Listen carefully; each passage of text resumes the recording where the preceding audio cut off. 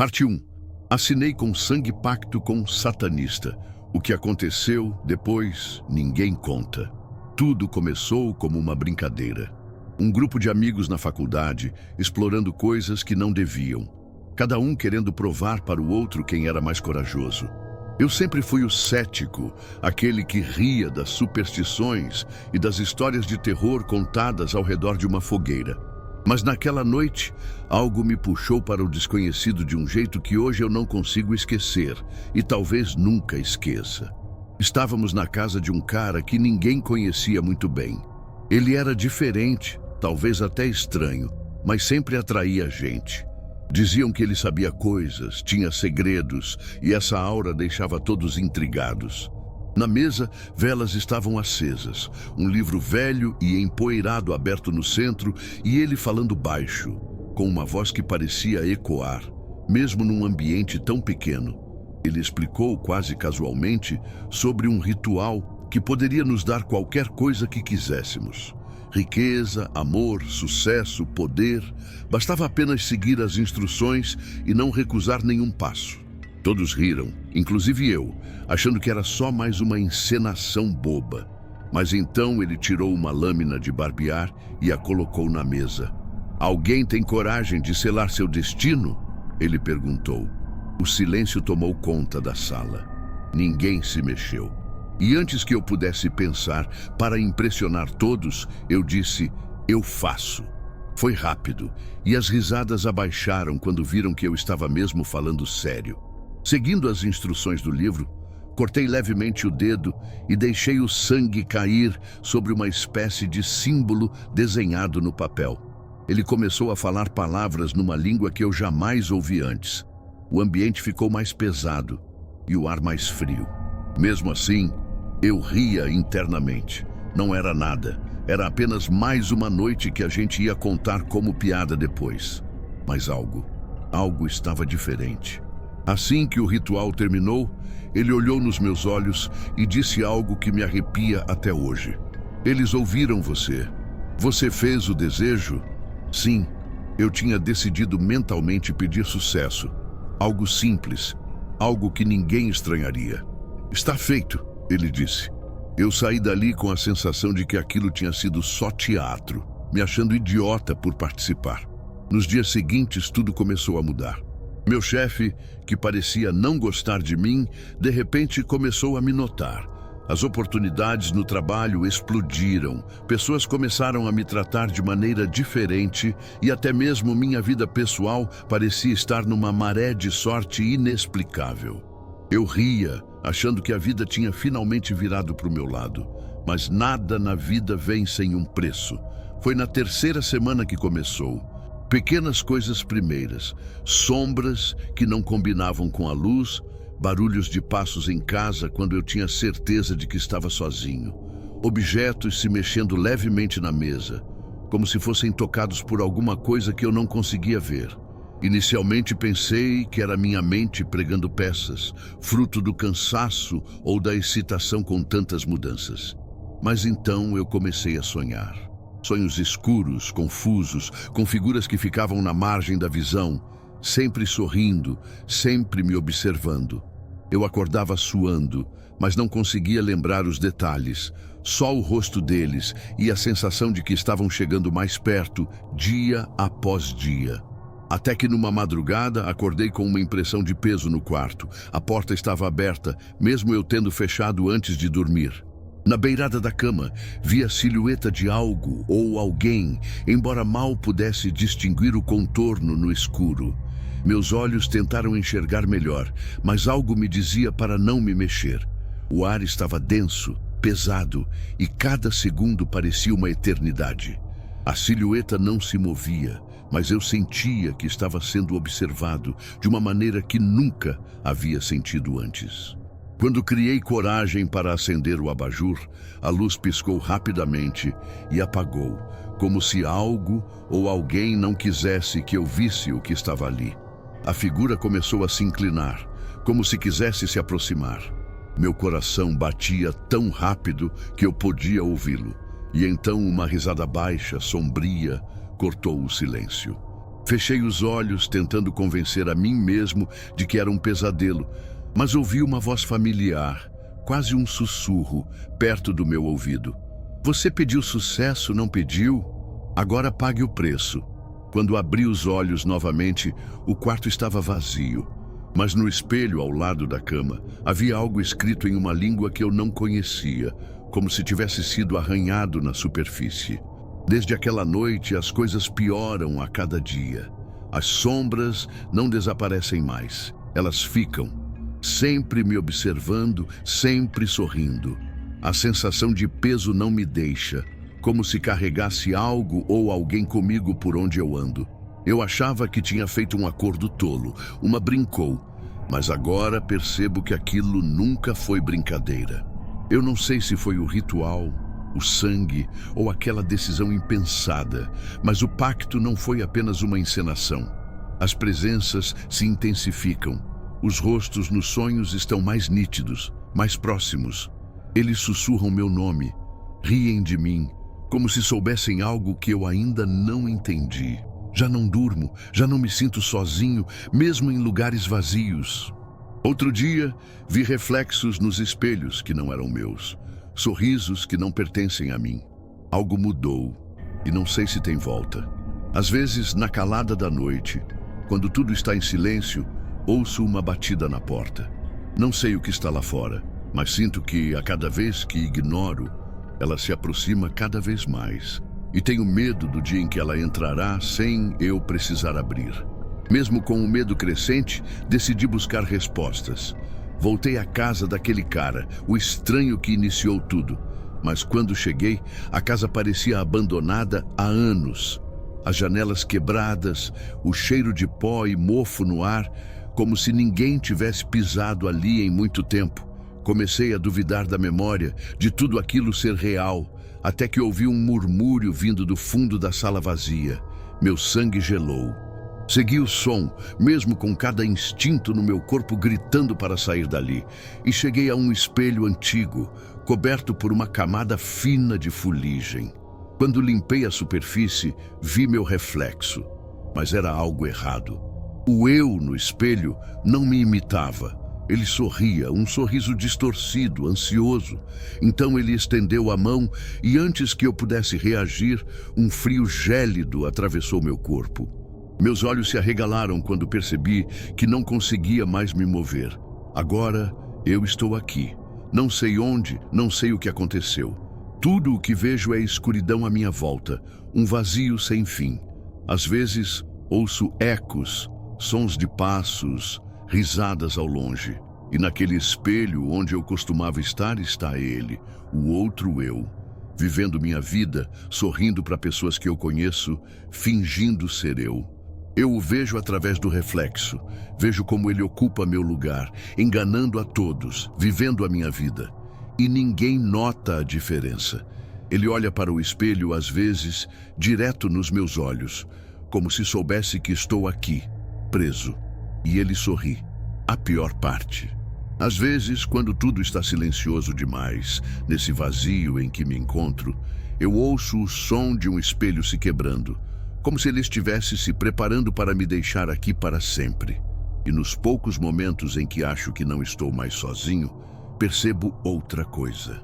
Que há outros como eu, presos nesse mesmo lugar, sussurrando para que alguém escute, tentando avisar. Mas não há ninguém para ouvir, não há ninguém para ajudar. Já não sei se ainda sou eu ou se no fundo isso sempre foi o que eles planejaram desde o início, mesmo antes do pacto. Não sei por quanto tempo consigo aguentar, mas acho que, no final, o preço que paguei foi muito maior do que eu poderia imaginar. E talvez, só talvez, ele esteja apenas esperando outra pessoa ousar fazer o mesmo que eu fiz. E quando isso acontecer, quem sabe? Talvez, finalmente, eu também encontre a saída. Ou talvez eu desapareça para sempre. Desde então, tudo é uma espiral sem fim. O que começou como um jogo bobo virou um pesadelo vivo. Não sei mais o que é real. Às vezes, o reflexo no espelho ainda me olha de volta, mas não sou eu. Ele sorri, mas não é um sorriso meu. É algo cruel, voraz. Ouço passos atrás de mim onde quer que eu vá, sussurros em uma língua que não entendo. Tento não olhar para os espelhos, mas eles sempre me encontram. E então, na outra noite, algo mudou. Estava deitado quando senti meu corpo se paralisar, incapaz de me mover. No pé da cama, uma sombra me observava, mais nítida, mais sólida. Ela se inclinou lentamente, a centímetros do meu rosto, e então sussurrou com uma voz que não era a minha, mas parecia ecoar de dentro de mim. Você já não é mais dono de si mesmo.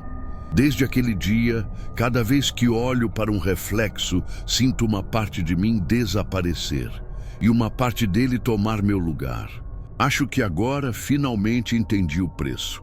Desde então, já não tenho certeza de quem sou.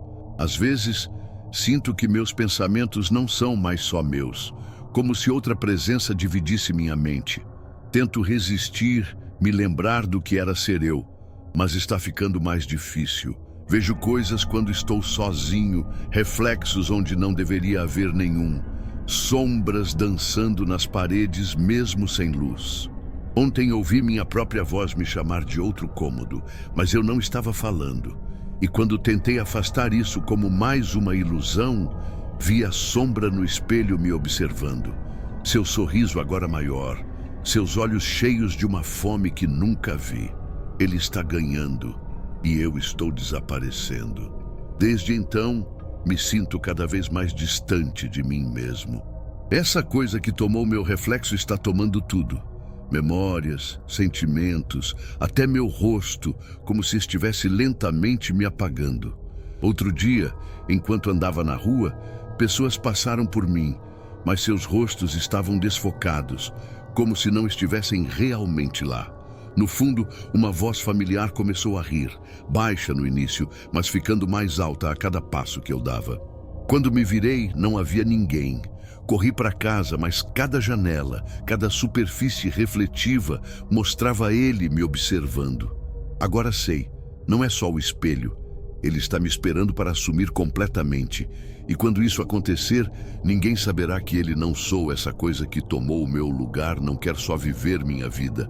Ela quer apagar qualquer traço de quem eu fui. Já tentei de tudo.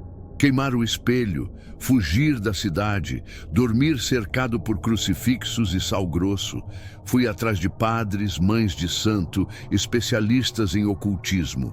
Mas sempre que conto a história, eles me olham com pena ou medo e dizem que não há como reverter o pacto feito com sangue e intenção. Um deles, um homem velho de olhar vazio, me disse que pactos verdadeiros não concedem desejos. Eles cobram vontades. Você não pediu sucesso. Você pediu reconhecimento. O demônio te ouviu. E agora quer tudo o que te fazia invisível. Até você mesmo. Parei de procurar ajuda depois da última tentativa. Foi com um médium famoso da cidade. Durante o ritual, ele ficou em silêncio por longos minutos. E quando voltou a falar, estava com a voz alterada. Não era mais ele. Era a voz do homem do ritual, o estranho da faculdade, dizendo: "Você já pertence ao espelho." Desde então, não tenho mais dúvida. A figura que me observa e sorri nos reflexos sou eu mesmo, ou o que sobrou de mim, preso do lado de cá. Mas isso não é o fim. Na última noite, algo aconteceu. Estava caminhando sem rumo pelas ruas desertas, com um espelho de bolso que carrego só para observar se ainda estou aqui. Olhei para o reflexo e, pela primeira vez, ele não sorriu. Ele estava com medo. Isso me deu forças.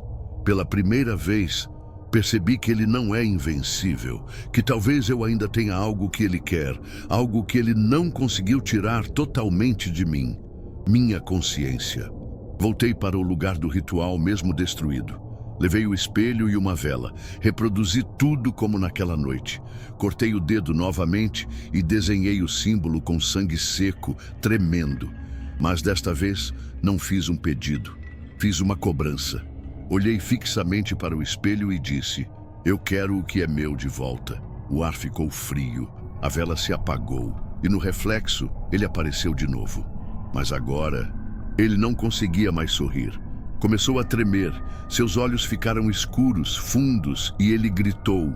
Não com a minha voz, mas com todas as vozes que eu tinha ouvido nos meus pesadelos. O espelho rachou, e então eu acordei, na minha cama. Mas não era minha cama, era uma sala branca, cheia de espelhos quebrados ao redor. Em cada um reflexo preso, olhos tristes, desesperados. E todos eles olharam para mim ao mesmo tempo. Uma mulher de branco se aproximou. Ela sussurrou no meu ouvido. Você foi o primeiro a lutar de dentro. Antes que pudesse perguntar qualquer coisa, tudo apagou. Agora estou aqui, no mundo real, eu acho. As pessoas me reconhecem.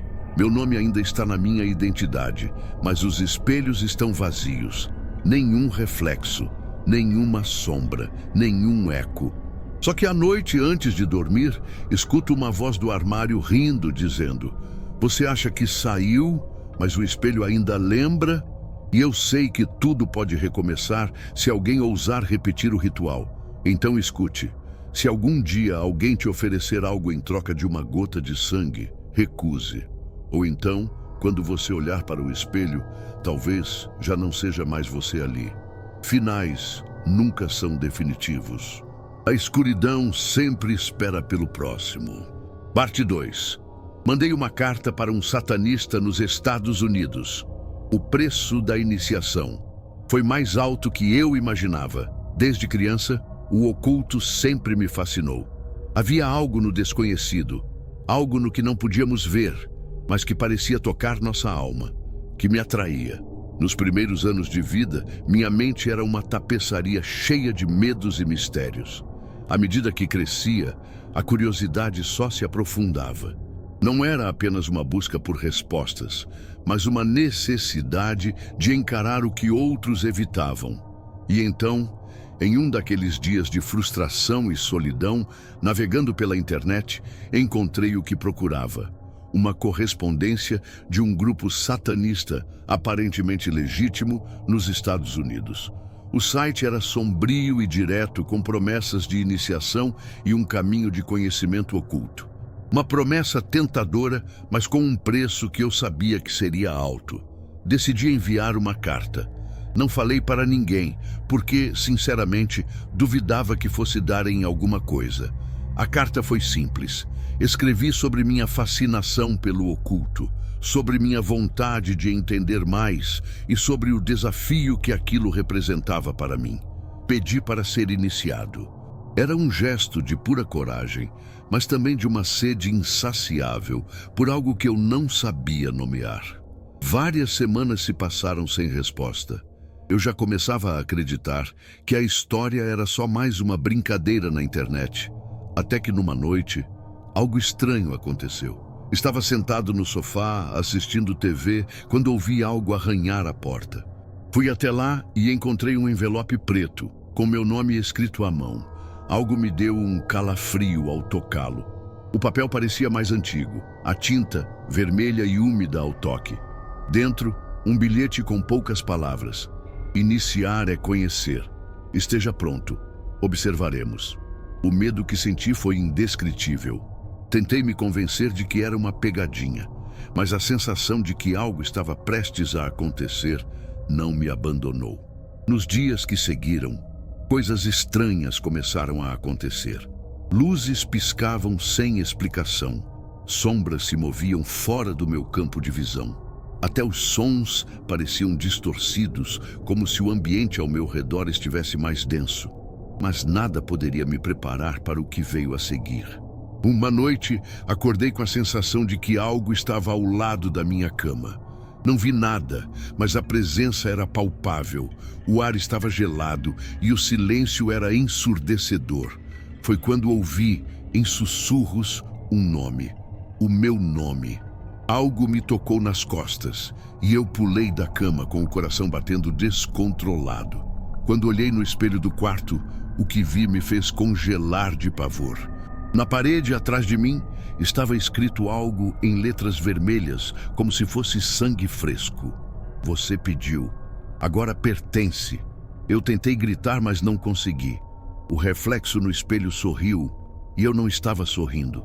Meu corpo estava imóvel, mas a risada que ecoava na minha mente parecia vir de dentro de mim. Aquela foi a última vez que me senti no controle da minha própria vida.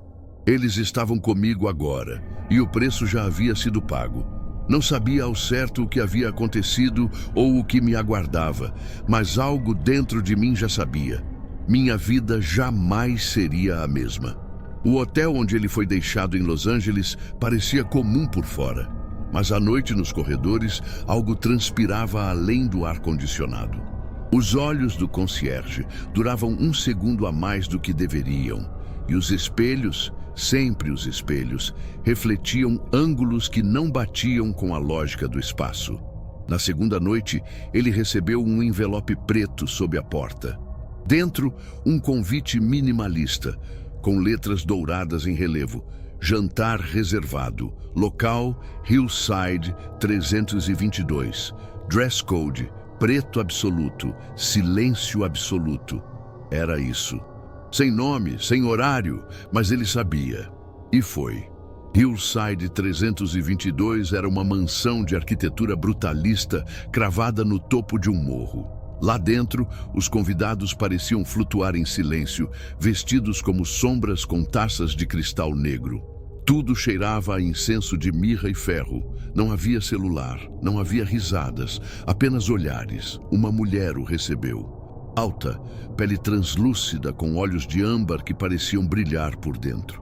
Ela o guiou por um corredor sem janelas, onde portas se fechavam sozinhas atrás deles. Em uma sala circular, no centro de um círculo de velas, havia algo não humano, um corpo pequeno, vivo, tremendo. Ali ele viu pela primeira vez. Não era apenas uma encenação. O que fizeram com a criança foi cirúrgico, metódico. Os sussurros em latim misturavam-se aos gritos abafados. O menino foi forçado ao terror, seu corpo espremido até a medula gritar. E então, o sangue, extraído da base da nuca, misturado com alguma substância preta, era recolhido em pequenos frascos de vidro azul. Todos os presentes, inclusive atores, músicos e produtores que ele reconheceu dos bastidores de Hollywood, consumiram aquilo com reverência. E ele assistiu, paralisado. Parte de si queria fugir, mas outra parte mais escura queria entender, queria pertencer. Depois, um homem com terno cinza e cicatriz na mandíbula lhe ofereceu um copo. Primeira vez? Sussurrou. Ele não respondeu. Apenas segurou o cálice. Suas mãos tremiam. O gosto era doce, ferroso, quente. E ali, pela primeira vez desde a infância, ele chorou. Não por piedade, mas porque sentiu algo renascer por dentro. Um fogo antigo, selvagem, uma fome. A caverna estava silenciosa, exceto pelos ecos de respirações pesadas que se entrelaçavam com os murmúrios dos cultistas. A criança, que antes estava viva com a luz da esperança em seus olhos, agora parecia um espectro, uma sombra do que fora. Seu corpo, exaurido, estava estirado em um altar improvisado, um espaço sacrificial que, em seu horror, refletia o abismo da humanidade que o criara. O líder do culto observava, olhos queimando, com um desejo que ia além da compreensão comum. Ele havia provado o adrenocromo antes, sim, mas algo naquela noite parecia diferente. Era como se o próprio ar estivesse impregnado de uma energia que ele nunca havia sentido, como se a substância extraída daquela criança fosse capaz de revelar um poder oculto, de lhe mostrar aquilo que não deveria ser visto. A essência do medo, cristalizada no sangue da criança, agora era parte dele. Ele a sentia em cada fibra do corpo, uma força pulsante que não era mais humana, mas havia algo mais, algo que não deveria ter sido despertado, uma sensação de vazio, de perda irreparável. A natureza do ritual não era apenas extrair o que parecia ser um elixir de poder, mas também uma troca, uma barganha com forças além da compreensão. Os cultistas, aos poucos, começaram a perceber que o sacrifício não estava completo. O adrenocromo não era mais suficiente. O líder, antes imbatível, começou a sentir uma inquietação, uma presença crescente em sua mente, algo que não havia percebido enquanto a criança ainda estava viva. O medo dela não se dissipou. Ele havia se tornado algo imortal, algo que o seguia como uma sombra, crescendo cada vez mais forte. A caverna começou a tremer, como se as próprias pedras estivessem se revoltando contra o sacrifício. O líder tentou manter o controle, mas a substância que havia consumido não o libertava. Pelo contrário, ele se sentia cada vez mais preso. Seus olhos estavam dilatados, a visão embaçada. O poder que havia adquirido parecia ser um veneno, um convite para o abismo de sua própria alma. E então, a criança morreu. O que restou não era mais uma vida, mas uma alma que vagava sem rumo. Uma energia que não pertencera a este mundo. O medo que ela experimentara não desapareceu, mas se fundiu com a escuridão do ritual. O abismo, tão cuidadosamente aberto, se tornou uma prisão para todos os envolvidos. A morte da criança foi o ponto de ruptura, o final de um ciclo de manipulação e poder que jamais deveria ter sido iniciado. Os cultistas, em pânico, tentaram fugir, mas estavam presos. A caverna agora era uma prisão, e a entidade formada pelo medo e sofrimento da criança começou a se materializar. Uma força invisível que pairava no ar como um grito eterno de condenação. O líder, no entanto, não conseguiu mais resistir. Ele não era mais o mestre do ritual, mas um escravo da própria criação. Seus gritos ecoaram pela caverna, um último estertor de um homem que agora sabia que o preço do poder é a perda de si mesmo. Mas o verdadeiro horror ainda estava por vir. O que eles haviam despertado não poderia ser apagado. A substância, o medo, o sacrifício, tudo havia se tornado uma força que continuava a existir, mesmo além da morte da criança. O abismo não era mais algo a ser evitado, mas uma realidade que agora se refletia nos olhos de todos os cultistas. E quando o último suspiro se dissipou, a caverna, antes repleta de vida e esperança, ficou imersa em um silêncio absoluto, como se até mesmo as pedras estivessem em luto pelo que havia acontecido. Agora não mais como espectador, mas participante, algo dentro de mim se rompeu. O que antes parecia uma busca por respostas, agora se transformara em um abismo sem fim, uma descida sem controle, como um animal que se entrega ao seu instinto mais primitivo. As vozes se tornaram mais nítidas, mais urgentes, e eu já não sabia se estavam fora ou dentro de mim. A cada passo dentro daquelas salas e corredores sombrios, eu me distanciava mais da pessoa que fui. O peso dos olhares, a pressão das palavras sussurradas em línguas antigas, tudo me afligia, mas ao mesmo tempo, algo se alimentava de meu medo, me tornando mais forte. Eu não sabia quem estava me conduzindo e quem era eu mesmo. Talvez os dois estivessem agora entrelaçados, fundidos, impossíveis de distinguir. O líder, Marcos, agora não era mais uma figura que me guiava, mas uma sombra que me observava com olhos que pareciam penetrar minha alma. Ele sorriu ao perceber minha transformação. Ele sabia o que estava acontecendo e, ao mesmo tempo, se deleitava com a confusão que eu sentia. Ele me mostrou o verdadeiro significado do que eu havia procurado. Algo mais profundo e mais sombrio do que qualquer coisa que pudesse imaginar. Agora você entende, ele disse, com uma voz que ecoava em meus pensamentos. O poder não é dado, ele é conquistado. Você se tornou parte disso, e como todos os outros antes de você, será testado. E foi ali, naquele momento, que percebi que o que me aguardava não era mais uma escolha. O ritual final não era uma simples prova de resistência, era um destino, uma condenação. Mas de alguma forma, algo dentro de mim já aceitava isso. Não havia mais a busca por respostas, porque a verdade já estava clara, embora grotesca e irreversível. O ambiente ao redor parecia distorcer. As sombras dançavam nas paredes como se vivessem sua própria vida, distantes e imperturbáveis. Eu me vi cercado por outras presenças que antes eram humanas, mas agora eram apenas ecos de algo que uma vez foram.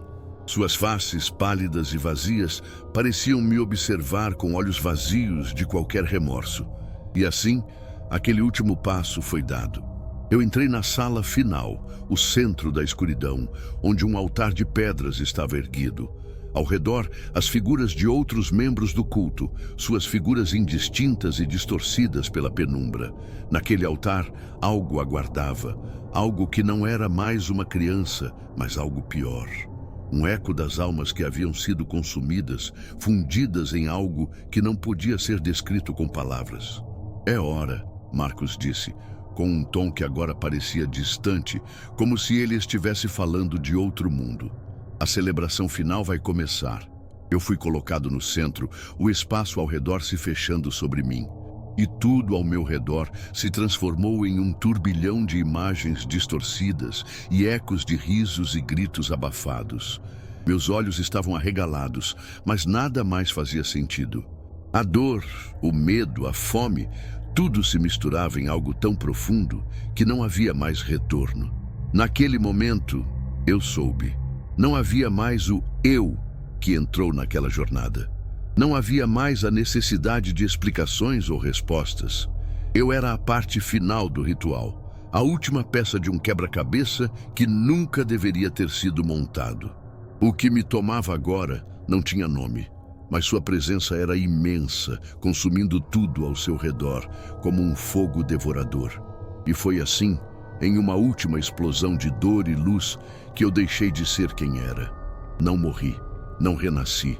Apenas desapareci para dar lugar a algo que, como o vazio do abismo, não pode ser compreendido. E então eu percebi. Esse não é o fim. Não para mim.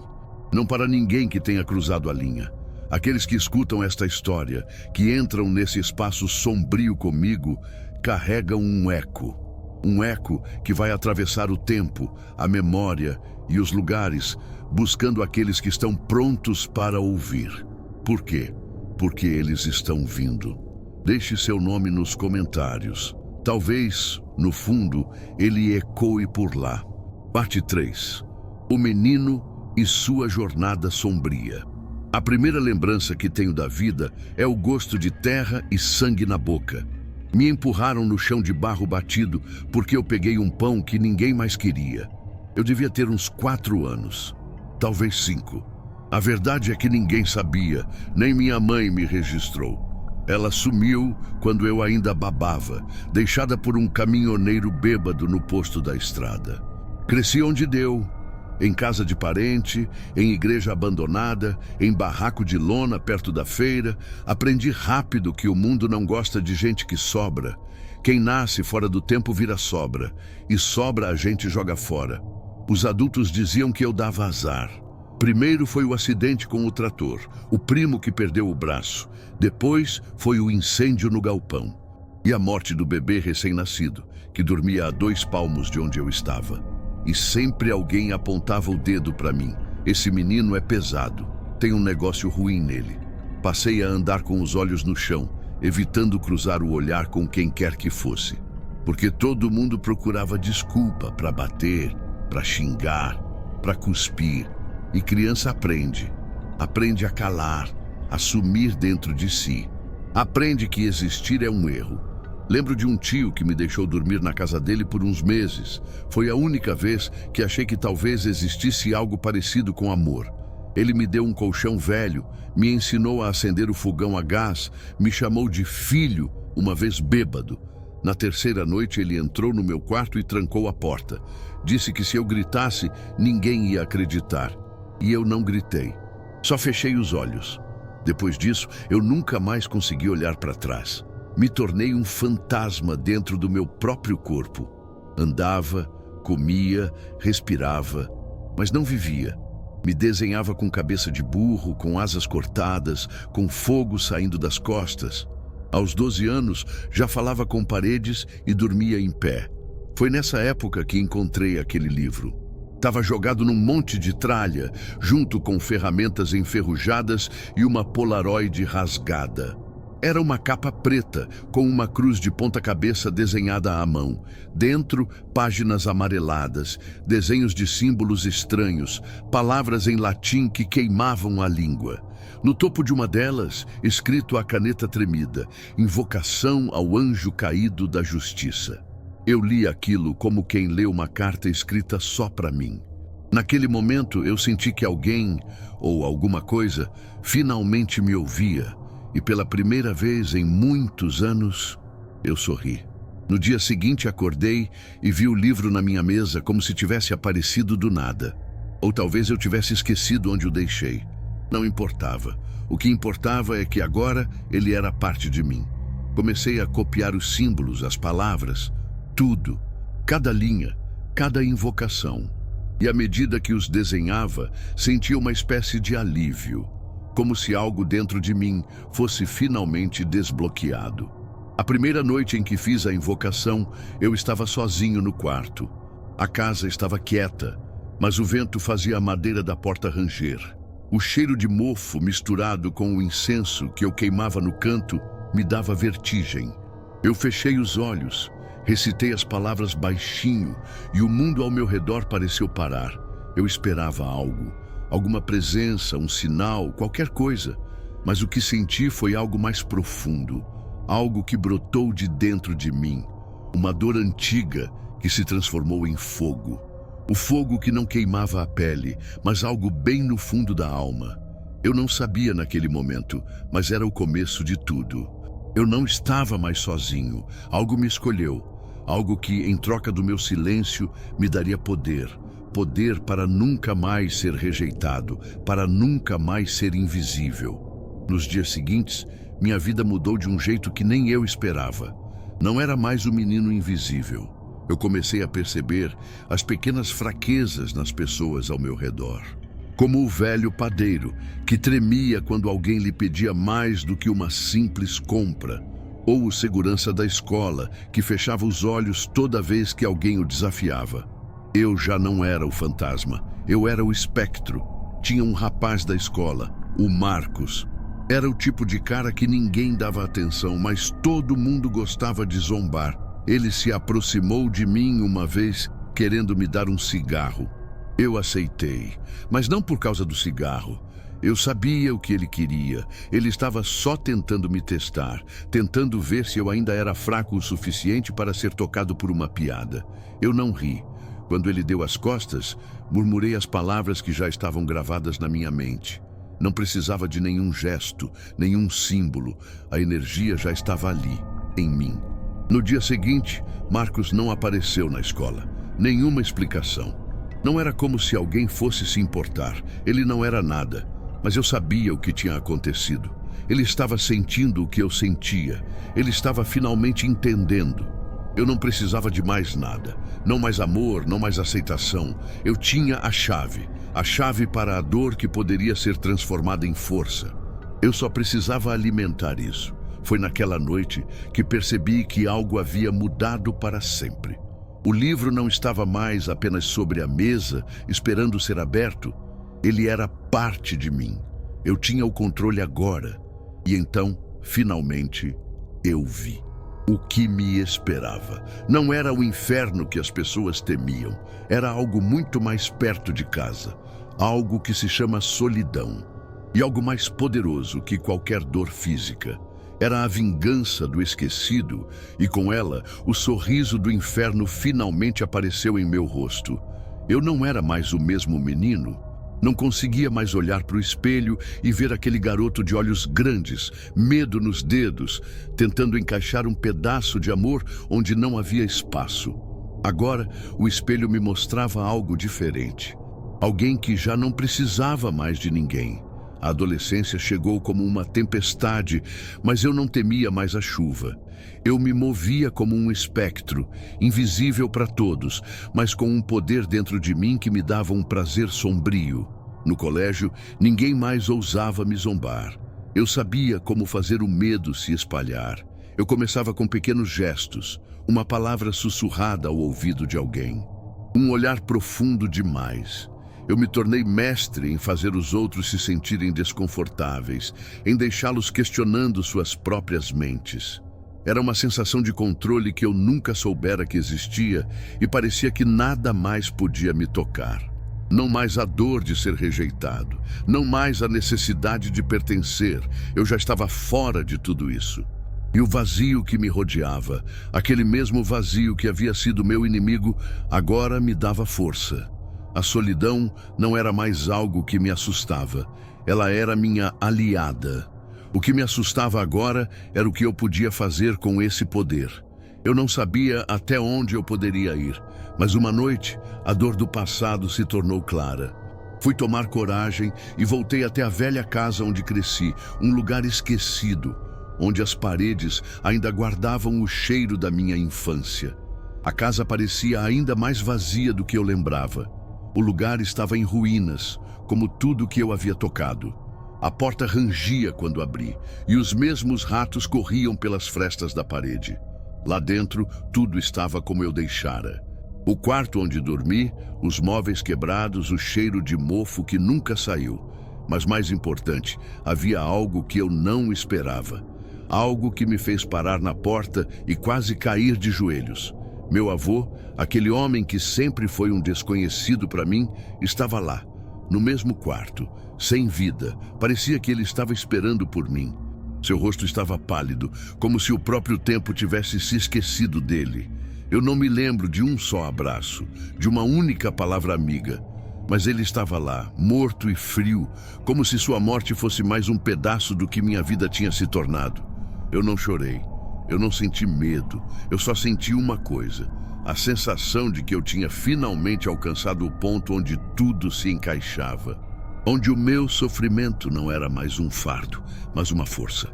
Onde todas as minhas cicatrizes não me faziam fraco, mas poderoso.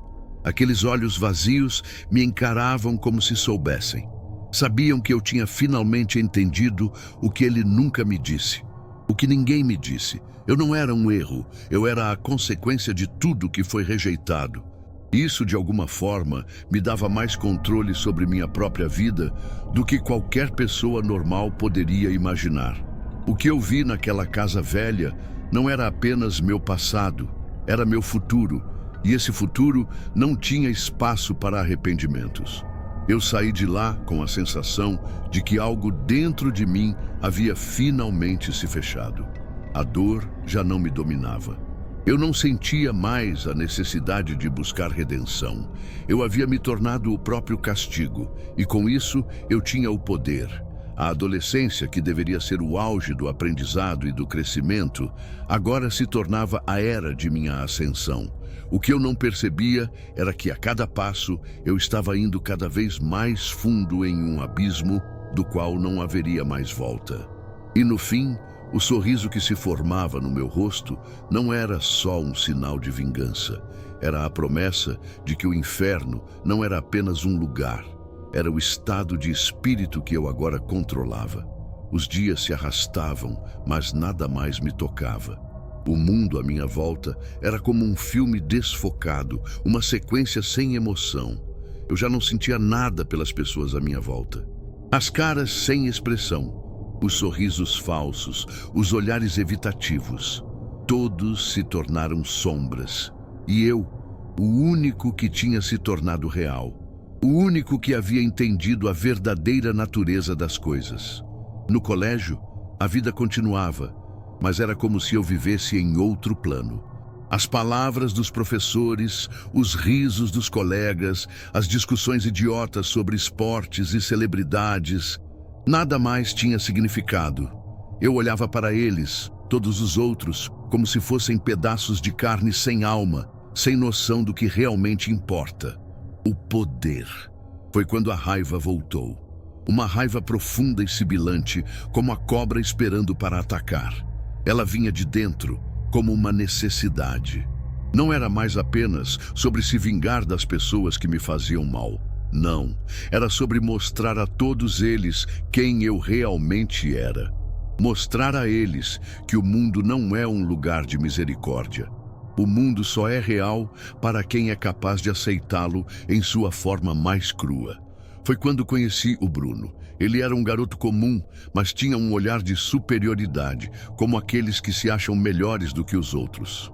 Ele tinha um corpo bonito, um sorriso bonito e estava sempre rodeado de amigos, como se a vida fosse uma festa eterna. Ele era exatamente o tipo de pessoa que me fazia sentir nojo. Mas não era esse o problema. O problema era que ele começou a me observar. No começo, eu o ignorei. Não dava a mínima para ele, mas ele insistia. Sempre estava lá no mesmo canto que eu, sempre me encarando com aquele olhar de quem sabe algo que os outros não sabem, como se ele soubesse que havia algo de errado comigo. Até que um dia, ele finalmente me abordou. "Ei, cara, você é esquisito", ele disse. Seu tom era arrogante, como se fosse uma piada. "Mas tem alguma coisa em você que é interessante. Você não se parece com os outros." Eu apenas o encarei em silêncio. Não disse nada, não precisei. Ele viu o que eu queria que visse. Ele não era mais uma pessoa comum. Não era mais um coleguinha da escola. Ele se tornava, de alguma forma, uma ferramenta. E eu sabia o que fazer com as ferramentas. Nos dias seguintes, eu comecei a aproximar-me dele de maneira sutil. Pequenos gestos, toques, conversas que pareciam casuais. Como um predador que começa a conhecer seu alvo. Eu sabia o que ele queria. Ele queria poder sobre mim. Queria me mostrar que eu ainda era um menino, fraco, cheio de inseguranças. Mas ele não sabia com quem estava lidando. Foi quando, finalmente, eu o levei até a casa vazia, onde o passado me encontrou. O mesmo lugar onde tudo começou, onde o vazio me consumiu pela primeira vez. Ele não sabia o que estava prestes a acontecer. "Por que você me trouxe aqui?" Bruno perguntou, rindo como se fosse uma grande piada. Mas o riso morreu no ar quando ele olhou para o que estava na parede. As marcas de algo mais antigo. Algo que eu havia deixado para trás, mas que ao mesmo tempo estava à espreita o tempo todo. Ele se calou, e nesse silêncio a verdade veio. Ele começou a se sentir desconfortável, como se estivesse perdendo o controle. Seus olhos começaram a se mover nervosamente, procurando uma saída. Mas eu não deixaria ele sair. Ele já estava preso, de uma maneira que nem ele entendia ainda. Eu me aproximei dele e o olhei nos olhos. Ele tentou desviar o olhar, mas eu não deixei. Ele sabia, naquele momento, que eu não era mais o garoto fraco que ele pensava que era. Eu não era mais o menino rejeitado, ignorado. Eu havia superado tudo isso, e agora ele veria o que acontece quando alguém ultrapassa o ponto sem volta. "Você quer saber o que realmente é ser esquecido?" Eu disse, a voz saindo mais fria do que qualquer palavra que ele já tenha ouvido. "Eu vou te mostrar." E foi naquele instante, quando o medo estampou seu rosto, que eu percebi o que tinha me tornado. Eu não era só o reflexo de minha dor. Eu não era só o vazio personificado. Eu havia me tornado a própria escuridão. Eu comecei a sentir o poder pulsando dentro de mim, como se ele se alimentasse do medo dele. Cada tremor, cada gesto de fuga me fortalecia mais. Mas a dor, ela ainda estava lá, em algum lugar profundo, me observando. Ela me desafiava a ir mais longe, mas eu sabia que agora, com a chave nas mãos, eu não precisava mais dela. Não mais. Quando a noite caiu e o Bruno finalmente conseguiu sair daquela casa, eu não vi mais o garoto arrogante. Ele era agora apenas mais uma vítima da minha transformação. Ele não ia esquecer, não como os outros. E eu, por fim, sabia o que realmente me esperava. Não mais a busca por amor ou aceitação. Não mais a dor que me consumia. Eu havia me tornado o que sempre temei. E agora, não havia mais ninguém que pudesse me parar. O sorriso do inferno não era só sobre vingança. Era sobre conquista. E finalmente eu me sentia inteiro. Eu não sabia, mas a escuridão já estava me chamando há algum tempo. Eu não a via como algo a ser temido, como os outros viam. Não era um monstro à espreita, esperando para me devorar. Era uma porta, e eu tinha a chave, a verdadeira chave para o poder. Eu começava a entender, à medida que a dor se transformava em força, que o vazio que me consumia era, na verdade, um espaço sagrado. As religiões falavam de Deus, mas o que elas realmente temiam não era Ele. Era o que Ele não queria que víssemos. A verdade, nua e crua, a face do abismo. Eu já tinha olhado para Ele, e ao invés de recuar, eu o abracei. O momento que selou minha jornada foi quando encontrei o livro do avô, um antigo grimório esquecido, coberto de poeira e sigilos. Ele estava ali, entre as coisas do velho que eu jamais conhecera, escondido entre o pó, como se estivesse esperando que eu chegasse. A capa do livro parecia viva, como se respirasse. Havia símbolos, runas, palavras que eu não compreendia, mas que sabiam o que eu queria dizer. Era um convite, uma promessa. No final, as palavras estavam claras. Invocação ao anjo caído da justiça. Meu coração pulsava. Eu já não sentia medo, apenas uma excitação primitiva. Uma energia que subia das profundezas de algo que eu nunca poderia imaginar. Eu não sabia de onde vinha, mas eu sabia que era real. A dor que me formou havia me preparado para esse momento. A vingança, o ódio, a rejeição, tudo isso me levou até aqui. Eu comecei a estudar as palavras do livro. Não eram palavras comuns. Eram palavras que se mexiam na língua, que pareciam sussurrar por si mesmas, sugerindo ações, pensamentos obscuros, tudo o que me levaria para além dos limites da humanidade. E conforme eu repetia as invocações, um calafrio percorreu minha espinha. Eu não estava sozinho. Algo estava me observando. Foi naquela noite, enquanto as palavras do livro dançavam nos meus lábios, que senti o mundo ao meu redor mudar. Não foi um estrondo, não foi algo que me arremessou para o chão. Foi mais uma sensação, uma percepção nova, de que eu não estava mais na mesma dimensão que os outros. Os ventos se agitaram e uma presença tomou conta de todo o ambiente. Não era apenas uma sensação de frio, mas algo muito mais profundo. Eu não estava mais apenas me conectando com o vazio. Eu estava sendo tocado por algo além disso, algo ancestral, algo que há muito estava adormecido, esperando por alguém capaz de despertar. Foi aí que eu entendi. Eu não estava mais em busca de vingança, eu estava em busca de poder.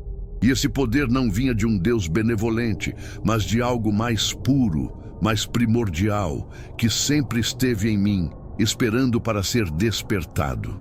Eu não era um homem comum, eu era alguém escolhido pela escuridão.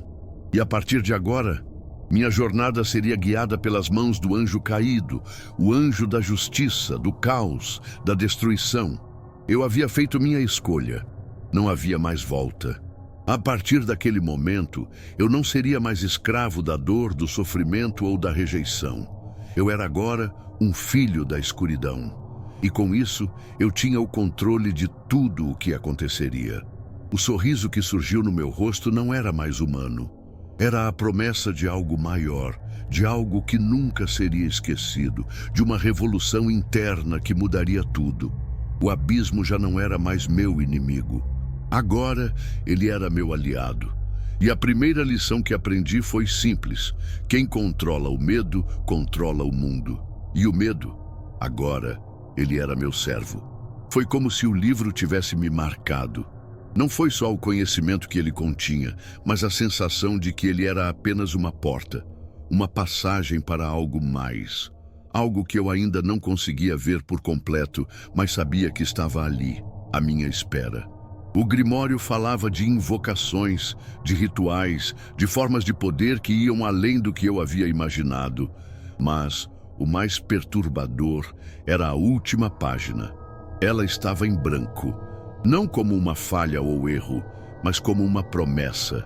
Uma promessa de que algo aconteceria quando eu finalmente entendesse o que estava escrito ali. O livro era um guia, mas ele não podia completar o ciclo sozinho. Eu precisava dar o próximo passo. Naquele ponto, não havia mais espaço para dúvidas. Eu sentia que algo em mim estava se quebrando, algo que não poderia mais ser consertado. Minha vida até então havia sido uma sequência de rejeições, abusos e mentiras. O que eu queria agora era verdade. A verdade absoluta que só o poder poderia trazer. Mas eu não estava mais interessado em uma verdade pessoal. Eu queria a verdade de uma linhagem ancestral. Uma verdade que só poderia ser compartilhada por aqueles que, como eu, haviam tocado o abismo e escolhido caminhar por ele. Foi quando eu conheci a seita. Era uma noite chuvosa como todas as outras. Eu estava no centro da cidade, na mesma rua de sempre, me sentindo desconectado de tudo e de todos. Mas então, algo chamou minha atenção. Um homem. Ele parecia comum, mas seus olhos eram diferentes. Eles carregavam um peso, um conhecimento que eu sentia que precisava entender. Ele me observou de longe, como se já soubesse quem eu era.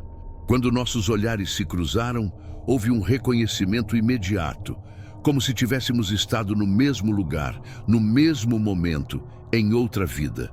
Ele se aproximou devagar e me disse: "Você já sabe, não sabe? O que você procurava já o encontrou. Você não está mais sozinho." Aquelas palavras ressoaram dentro de mim como um trovão. O que ele queria dizer com "não estou mais sozinho"? Eu que sempre me senti isolado, como se estivesse preso em um mundo que não me pertencia, agora era chamado para algo maior. Ele me levou para um lugar que parecia fora do alcance de todos os outros. Uma casa antiga, cercada por árvores que pareciam sussurrar. Quando entrei, o ar estava pesado, denso, como se o próprio espaço tivesse sido impregnado com o medo e a dor dos que vieram antes. Eu podia sentir que havia algo mais ali, algo palpável. O homem não era só um estranho. Ele me falou sobre a seita, sobre o que ela representava. Um culto ao anjo caído, ao ser que, por sua coragem e sabedoria, havia sido expulso do paraíso. Eles não viam a queda como uma maldição, mas como uma ascensão. O anjo caído não era um ser de punição, mas de iluminação, um guia para aqueles que estavam prontos para ver o mundo como ele realmente era, sem ilusões, sem promessas vazias de salvação. A seita acreditava no poder absoluto, na libertação de todas as amarras que prendem o espírito humano, à moralidade, ao medo e à culpa. E naquele momento, eu soube que não poderia mais voltar atrás. Eu não queria mais ser um espectro vagando pelo mundo, à espera de redenção. Eu queria ser mais, eu queria transcender, eu queria a força de quem havia enfrentado o abismo e saído vitorioso. O homem me entregou um pequeno medalhão, um símbolo de proteção e poder. Ele me disse que era um convite. A partir daquele momento, minha alma não mais pertencia a mim. Ela era parte de algo muito maior. Algo que estava além da compreensão dos homens comuns.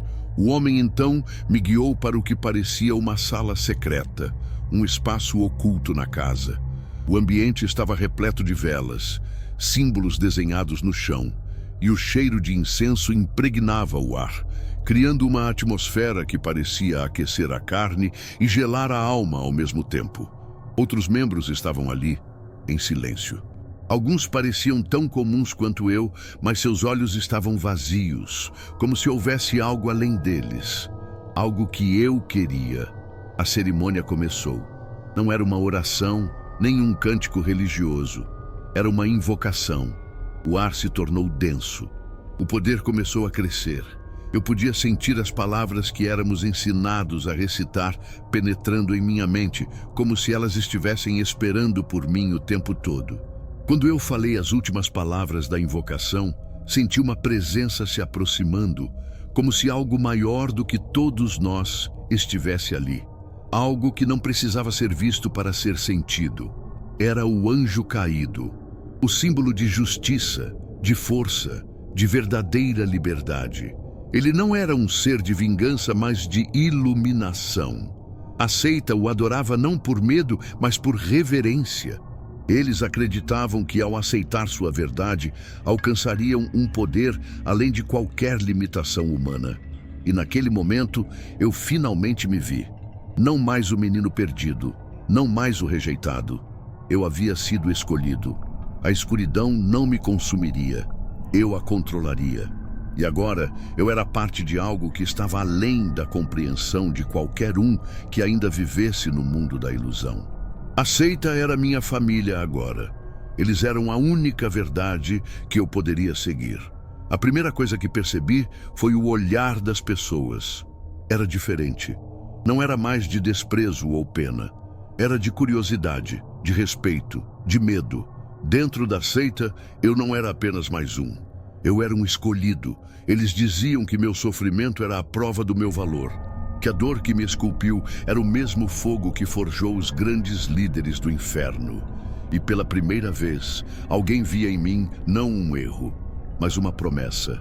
Fui guiado pelos rituais, treinado nas doutrinas, testado até os ossos. Passei a entender que a religião deles, nossa religião, não se tratava de adorar o mal pelo mal. Era sobre domínio, sobre ser a própria lei. Negar o céu, não por ignorância, mas por escolha. Eles me vestiram bem, me ensinaram como andar, como falar, me deram um novo nome, não um apelido, mas uma identidade. Em poucos meses, eu já era chamado para encontros fechados, festas exclusivas, rituais de prestígio, onde a elite, políticos, empresários, figuras públicas, se curvava diante do mesmo altar escurecido. Vi homens importantes tirarem suas máscaras ali dentro. Vi juízes suplicando por proteção, artistas oferecendo sua fama em troca de permanência. Era um teatro onde todos sabiam a verdade, mas só nós éramos os diretores. E eu era jovem e sedento. Comecei a entender o jogo, comecei a jogar melhor do que eles. Usava minha história como arma. O menino que veio da lama e se tornou fogo. As pessoas queriam se aproximar de mim. Queriam provar um pouco daquela energia que me envolvia. Recebi convites. Mulheres mais velhas, homens poderosos. Recebia presentes, viagens, acesso. Em pouco tempo, morava em um apartamento que nunca poderia ter comprado. Tinha contatos com gente que aparecia na TV à noite e se ajoelhava aos meus pés nas madrugadas. No mundo lá fora, eu era apenas um jovem promissor com amigos influentes. No subterrâneo, era um iniciado de nível elevado, portador de um símbolo antigo que eu trazia tatuado nas costas, escondido por camisas de grife. E por um tempo, eu acreditei que tinha vencido. Mas havia algo. No silêncio da noite, quando as luzes apagavam e a cidade dormia, eu sentia o eco de um buraco dentro de mim. Um eco que nada preenchia. Nem o vinho importado, nem os lençóis de seda, nem as bocas ansiosas murmurando meu nome. O vazio era antigo. Um vácuo deixado por todas as vezes que chorei sozinho quando ninguém quis escutar. Um abismo que nem mesmo o fogo do inferno conseguia aquecer. Eu pensava que ao conquistar tudo, a dor iria embora. Que ao me tornar poderoso, eu finalmente entenderia o sentido de ter sido rejeitado tantas vezes. Mas o que encontrei foi outra forma de solidão.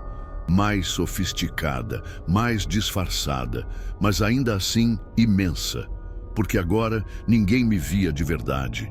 Me amavam pelo medo, pela aura, pelo mistério, mas não havia afeto, não havia toque que aquecesse.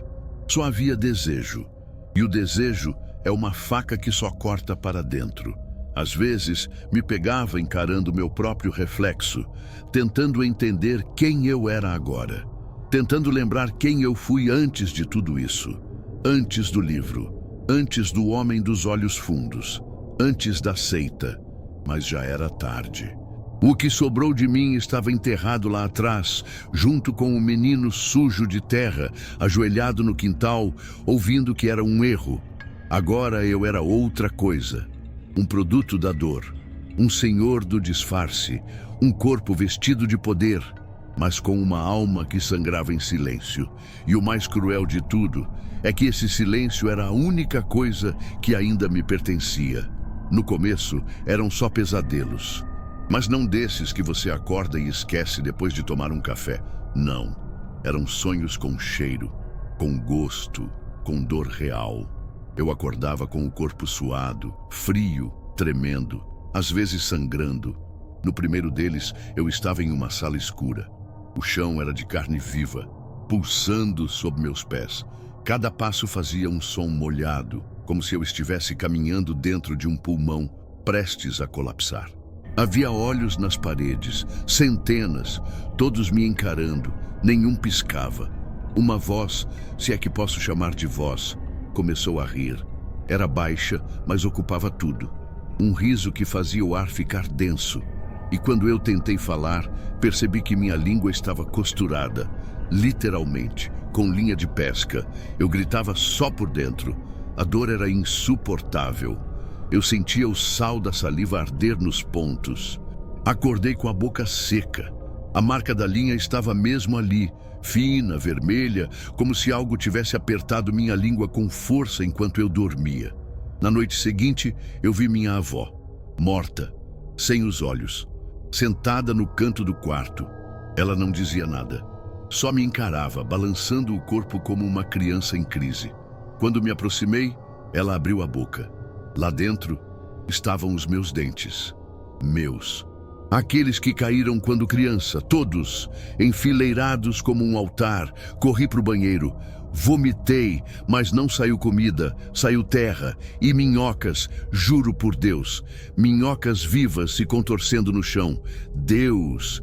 Engraçado eu dizer isso agora, porque ele não estava mais comigo. E quanto mais eu fingia que estava tudo bem, mais os sinais se intensificavam. O espelho do meu quarto começou a embaçar sozinho. Eu limpava e via palavras escritas no vapor. Palavras que eu não lembrava de ter aprendido, mas que entendia como se sempre fizessem parte de mim. Frases como: o fogo te reconhece, o pai está com fome, a dívida quer sangue. Certa noite, acordei com um barulho de choro, alto, de criança. Achei que vinha da rua, mas não. Vinha de dentro do armário. Quando abri, não havia ninguém. Só um papel rasgado. Nele, desenhado com carvão, estava o mesmo símbolo tatuado nas minhas costas, só que deformado, como se estivesse sendo corroído. Aquilo me deu uma vertigem tão forte que desmaiei. Acordei no chão, com as unhas da mão direita todas quebradas, como se eu tivesse tentado cavar alguma coisa, como se eu tivesse tentado sair de mim. O vazio que antes era silencioso começou a gritar. E o poder que eu achava ter se mostrou um aluguel. Eu não era senhor de nada. Eu era um inquilino no meu próprio corpo. E o dono estava voltando.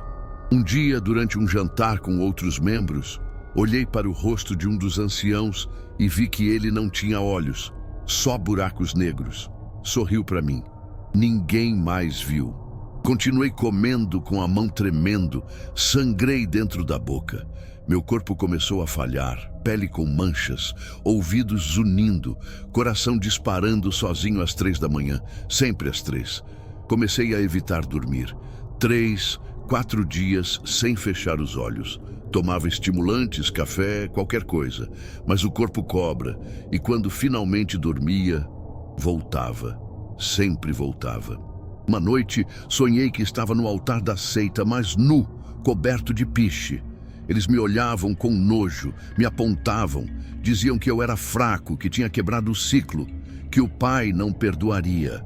O pai, essa figura sem rosto que aparecia em todo sonho, às vezes como sombra, às vezes como animal, às vezes com meu rosto, mas sem olhos.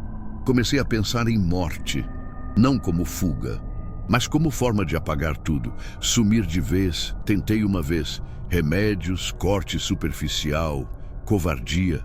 Acordei no hospital com um enfermeiro sussurrando no meu ouvido: ele ainda te quer inteiro. Ninguém tinha visto o que ele disse, ninguém mais o viu. Quando questionei, disseram que nenhum enfermeiro daquele turno tinha aquelas feições. Agora, estou com medo de dormir e de estar acordado também, porque o inferno que eu achava ter dominado começou a morar em mim. E o preço de ser temido por todos foi me tornar refém de algo que nunca vai embora. Algo que, no fundo, eu mesmo convidei para entrar. Eu pensei que estava no controle, que todos aqueles rituais, os símbolos, os corpos em volta do altar, me davam algum tipo de poder, mas era tudo ilusão. Era só mais uma corrente, bonita, brilhante, mas fria. A verdade é que aquilo nunca foi sobre liberdade, foi sobre servidão, cega, voluntária. E quando percebi isso, já era tarde demais. Eu sou assombrado por tudo que fiz, por tudo que deixei acontecer, pelas pessoas que machuquei, pela criança que um dia fui e que me olha em silêncio nos sonhos, sentada num canto escuro, com os olhos costurados. Ela não me odeia, mas também não me perdoa. Tem noites em que ouço vozes vindo da parede, outras vejo vultos nos corredores, mesmo com todas as luzes acesas. E tem um cheiro, como de carne queimada e madeira molhada, que nunca vai embora. Está impregnado em mim.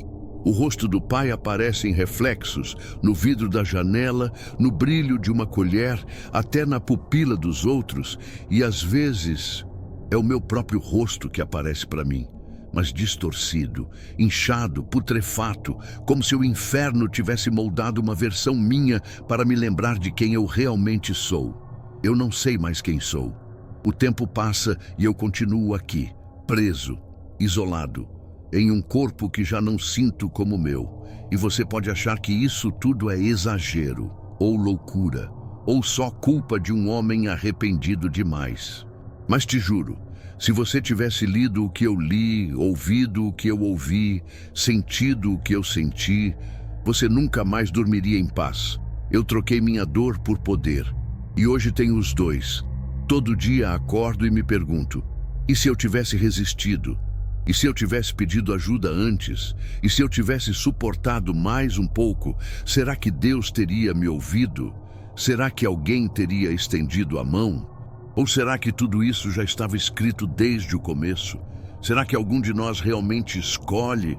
Eu só sei que, se você estiver pensando em seguir esse caminho, se estiver com raiva do mundo e achando que a escuridão vai te proteger, lembre de mim, lembre do que restou de mim, porque hoje eu sou só eco, um sussurro preso entre dois mundos. E se você estivesse no meu lugar, o que faria? Sério, o que faria se fosse você ouvindo o riso dele atrás da porta todas as noites? O que faria se a única voz que te responde é a mesma que quer te consumir? Eu teria feito tudo diferente, tudo. Se eu tivesse mais uma chance, eu não teria aberto o livro, eu não teria acendido aquela vela, eu não teria ajoelhado diante de nada. Mas agora já foi, e a única coisa que me resta é esperar. Esperar que esse inferno acabe, ou me leve de vez. Parte 4. O político corrupto e suas sombras. O problema não foi a mentira. O problema foi quando eu comecei a acreditar nela. No começo, eu só queria mudar as coisas. Juro por Deus, queria fazer diferente, melhor. Corrigir as injustiças, dar voz a quem nunca teve. Eu era o cara que ajudava a carregar o caixão do vizinho morto sem velório, que fazia campanha com os pés na lama e a alma cheia de sonho. As pessoas olhavam para mim como se eu fosse a última esperança num bairro esquecido por Deus. E talvez eu fosse mesmo, por um tempo. Eu sabia discursar, sabia ouvir, sabia sorrir na medida certa. E mais do que isso, eu sabia fingir que não estava cansado, nem desesperado, nem com medo. Mas a política não é feita para quem sonha, ela é feita para quem vende. A primeira proposta veio antes mesmo da eleição. Um empresário que eu nunca tinha visto me ofereceu apoio logístico. Ele disse que acreditava em mim, que minha campanha precisava de estrutura. Me deu um cartão e uma mala. Eu não abri a mala, só agradeci. Na semana seguinte, minha equipe tinha carro, gasolina, bandeira, panfleto e um som tão alto que fazia os vidros das casas tremerem. As pessoas me ouviam, me aplaudiam, me beijavam, me chamavam de nosso. Eu virei um símbolo e eu adorei. A vitória foi esmagadora e eu chorei. Chorei como criança, ajoelhado no chão de cimento frio da escola onde tudo começou. Naquela noite, dormi com a cabeça cheia de promessas e o peito cheio de glória. Mas a conta veio, sempre vem. Na primeira semana no cargo, recebi um bilhete, uma folha branca, dobrada em 4. Só isso. Dentro, uma frase: lembre-se de quem te pôs aí. Eu ri. Achei que era brincadeira, que eu era maior que isso. Mas quando comecei a votar contra os interesses deles, meu nome apareceu envolvido num escândalo falso, denúncia anônima, manchete em todos os jornais locais. No dia seguinte, recebi outra mala. Dessa vez, eu abri. Dentro, tinha dinheiro. Muito. E uma foto da minha filha saindo da escola. Eu entendi o recado. E calei. Ali, naquele instante, morri pela primeira vez. Continuei votando, sorrindo, dando entrevista, falando de moral, de ética, de reconstrução. A velha máscara voltou para o rosto com mais força do que nunca. E o pior, a máscara começou a grudar na pele. Eu comecei a me convencer de que era isso mesmo, que o jogo era sujo e eu só estava me adaptando. Que no fundo eu ainda era o mesmo, só estava sendo estratégico. Mas eu não era mais o mesmo. O homem que entrou naquele gabinete cheio de ideias morreu sufocado pelas paredes de vidro espelhado. E ninguém percebeu, nem eu. Sabe quando você se olha no espelho e sente que tem alguém ali com você? Mas esse alguém não tem nome, nem rosto, só um olhar fixo, um peso no ombro, um cheiro de coisa podre que ninguém mais sente. Era assim que eu me via todo dia, engomado por fora, apodrecendo por dentro. Com o tempo, o poder virou vício, e como todo vício, vem com suas alucinações. Comecei a achar que era invencível, que minha presença resolvia tudo. Entrei em reunião com empresários com cheiro de sangue nas mãos e saí de lá como amigo deles. Peguei verba desviada e transformei em obra que nunca saiu do papel. Mas o povo me aplaudia, porque eu sabia o que eles queriam ouvir. Fui eleito de novo, e outra vez. E quando percebi, eu já não era mais o político do povo. Eu era o povo iludido num corpo engravatado. Minhas mãos começaram a tremer. No início, achei que era estresse, mas era culpa, gritando. À noite, eu não dormia. Ou dormia e sonhava com bocas costuradas me pedindo ajuda. Com velhos me olhando do alto de postes, dizendo que tinham morrido esperando minha promessa. Crianças com os olhos arrancados, rindo da minha cara. Eu acordava gritando. Um dia, vomitei sangue no banheiro do gabinete. O médico disse que era gastrite. Mas eu sabia que era outra coisa. Era o inferno subindo. Fui ficando paranoico. Passei a desconfiar de todos. Meus aliados pareciam carrascos com paletó. Cada telefonema virava ameaça. Cada acordo parecia um pacto que eu não lembrava de ter feito. Foi então que conheci ele. Um velho, no fim de uma audiência pública. Roupas simples, olhar afiado. Se aproximou como se já me conhecesse e disse só uma frase: "Você acha que ainda tem controle, mas já venderam sua alma por você." E saiu. Fiquei em choque. Fui atrás. Ele sumiu. No outro dia, recebi uma carta sem remetente. Dentro, um livro antigo, manchado, com cheiro de carvão e couro molhado. Capa preta, sem título.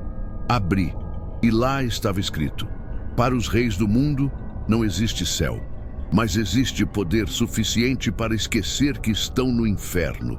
Eu não devia ter lido, mas li e reli, e cada palavra parecia uma resposta.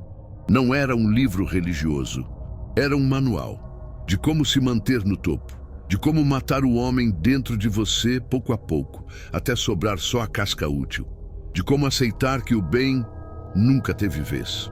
Comecei a mudar, mas me tornei frio, cirúrgico. Sabia manipular olhares, prazos, lágrimas. Aprendi a fazer promessas que pareciam verdades eternas e comecei a ser chamado de o novo Messias da política popular. Eu, o Messias? Eu nem sabia mais quem eu era. Por dentro, só silêncio. Mas por fora, palanque, luz, câmera, palmas, festa, carro preto, uísque importado, viagens e uma solidão que ecoava até dentro do grito. Minha filha parou de falar comigo. Disse que eu estava vazio. Minha esposa já não era minha, dormíamos na mesma cama como estranhos. Meu pai morreu sem olhar nos meus olhos. Mas tudo isso parecia pequeno diante do poder. Até que comecei a ouvir a mesma frase, vinda de vozes diferentes, em lugares diferentes, em fila de banco, em evento, em banheiro de restaurante, até no rádio. Uma vez, sempre a mesma frase: a hora vai chegar. E então eu soube, eles não queriam me manter no topo, eles só queriam me usar até o fim. E depois, apagar. A pergunta agora é: quanto vale a vida de um homem quando o nome dele é maior do que sua alma? As coisas começaram a sumir de mim. Pequenas no início, meu sorriso, meu sono, a vontade de ouvir música.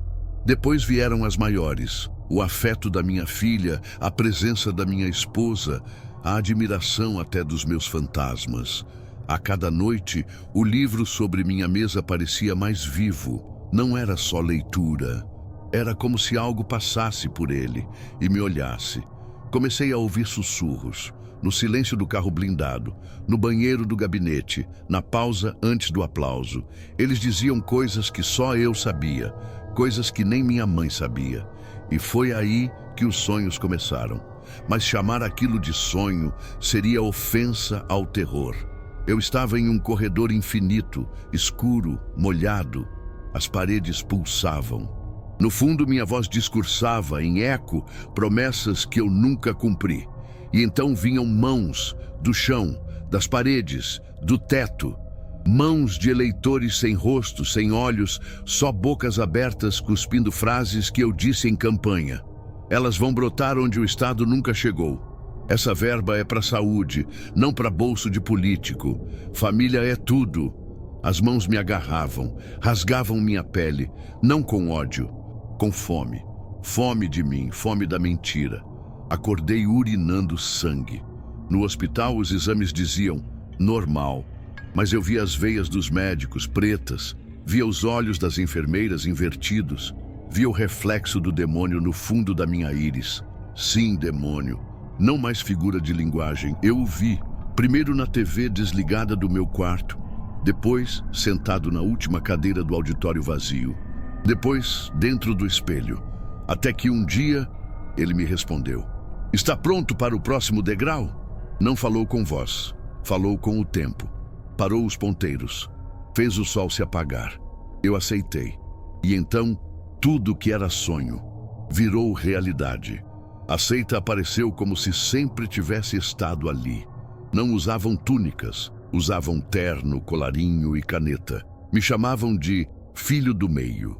Diziam que o primeiro é o caído e que o último ainda nasceria. Mas eu era o instrumento. Eles me mostraram coisas que palavras não descrevem. Rituais, pactos, assinaturas feitas com sangue misturado ao vinho caro de Brasília. Leis que escondem oferendas, orçamentos com nomes riscados de crianças.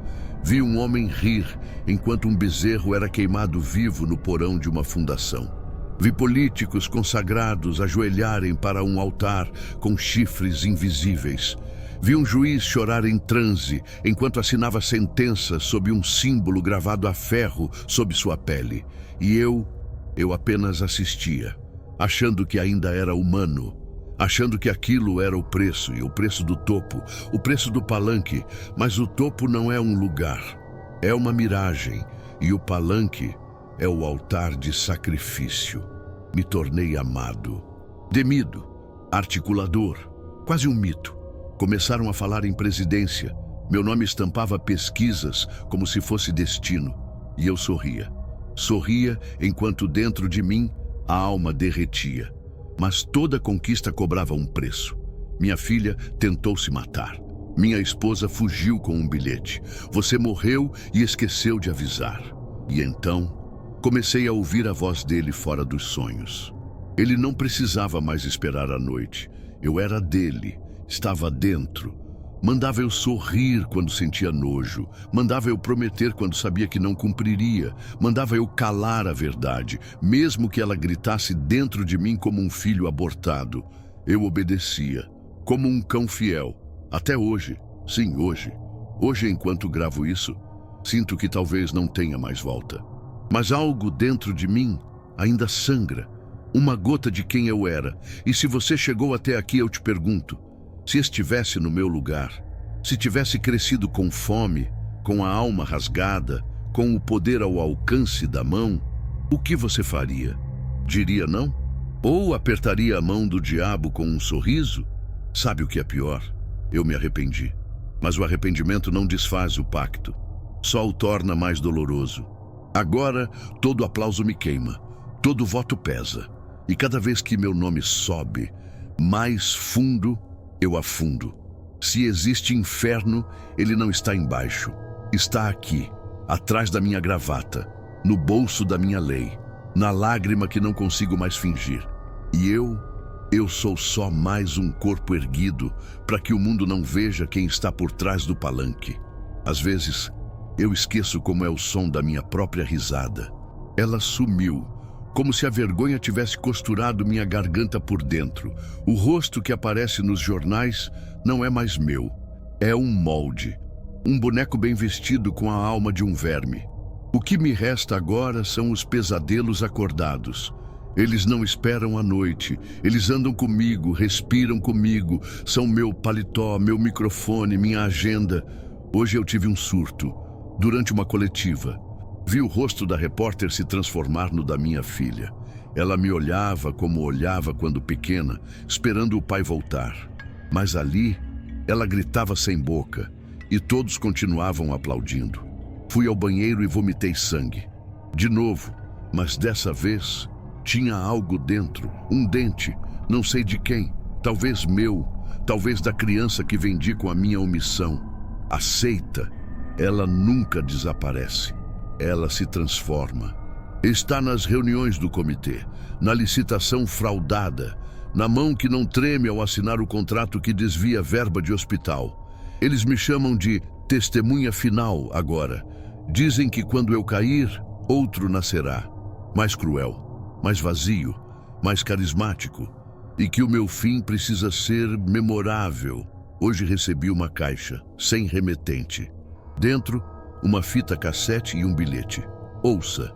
Ou lembre, coloquei para tocar. Era minha avó, gravada, rezando, chorando, pedindo a Deus que eu nunca seguisse os passos da minha mãe, pedindo que eu fosse salvo.